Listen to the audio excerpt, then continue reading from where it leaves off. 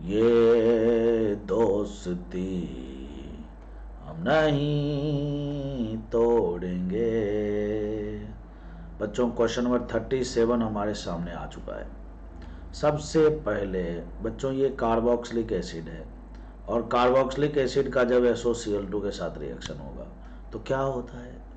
होता ये बच्चों के यहाँ पर जो ये OH ग्रुप है ये Cl में बदल जाता है, एसिड हैलाइड बनाता है। क्या बनाता है बच्चों?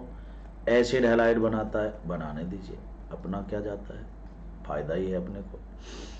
अब बच्चों अगला जो है दूसरा जो रिएजेंट यहाँ पर अप्लाई किया गया है वो क्या है बच्चों? यहाँ पर इस तरह से आपको साइक्लोप्रोपेन लगा देना है।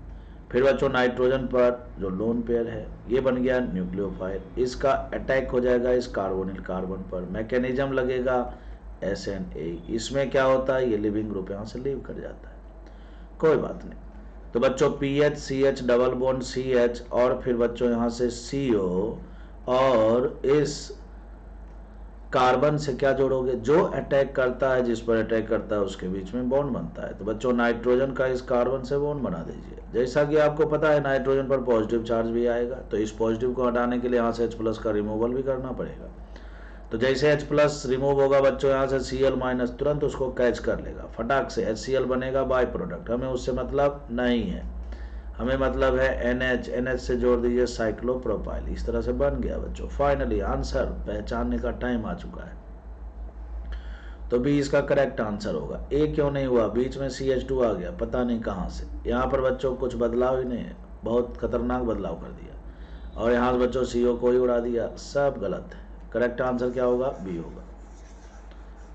ओके बच्चों अब हम मूव करते हैं क्वेश्चन नंबर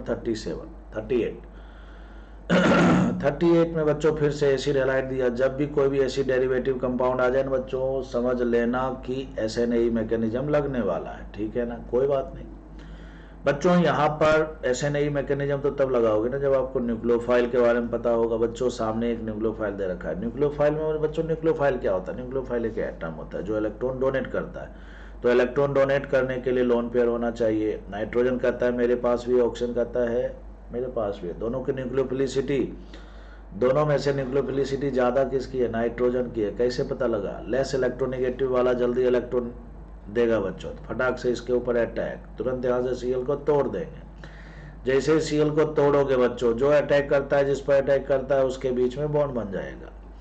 तो बच्चों PH का CO के साथ बॉन्ड बनेगा सॉरी PH CO में CO वाले कार्बन के साथ इस नाइट्रोजन का बॉन्ड बनेगा।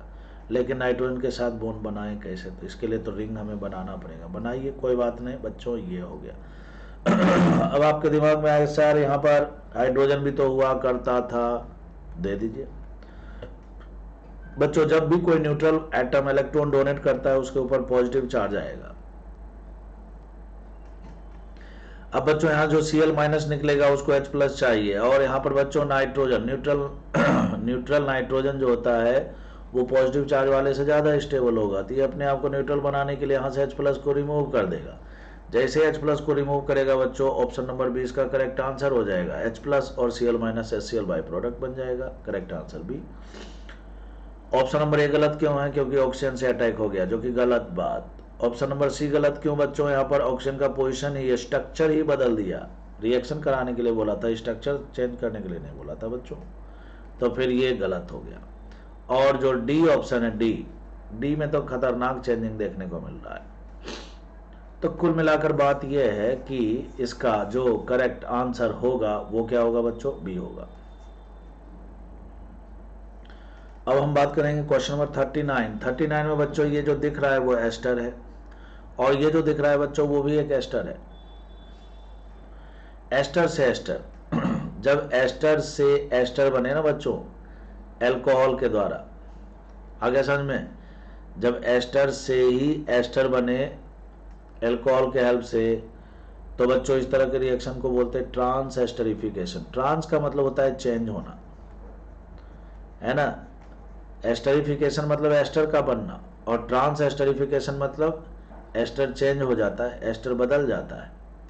तो कुल मिलाकर बात यह है कि कैसे हुआ होगा ये रिएक्शन, समझते हैं बच्चों। यहाँ पर ऑक्सीजन के पास लोन पेयर है क्या? इसने अटैक कर दिया होगा यहाँ पर, जैसे अटैक किया बच्चों ये टूट जाएगा, जैसे ही टूटेगा तो जो अटैक करता है, जिस पर अटैक करता है उसके बीच में बॉन्ड बनेगा। अटैक किसने किया था? ऑक्सीजन ने। कहाँ पर अटैक किया? कार्बोनिल कार्बन पर।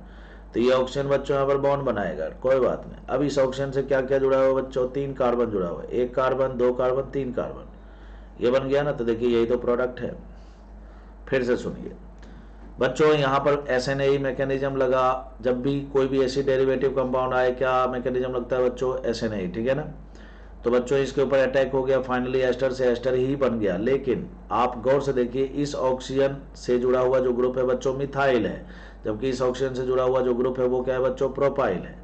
इसका मतलब एस्टर से एस्टर तो बना, लेकिन एस्टर चेंज हो गया। जब एस्टर से एस्टर बने और एस्टर चेंज हो जाए तो उस तरह के रिएक्शन का नाम होता है ट्रांस एस्टरिफिकेशन रिएक्शन। तो करेक्ट आंसर इसका डी हो जाएगा बच्चों।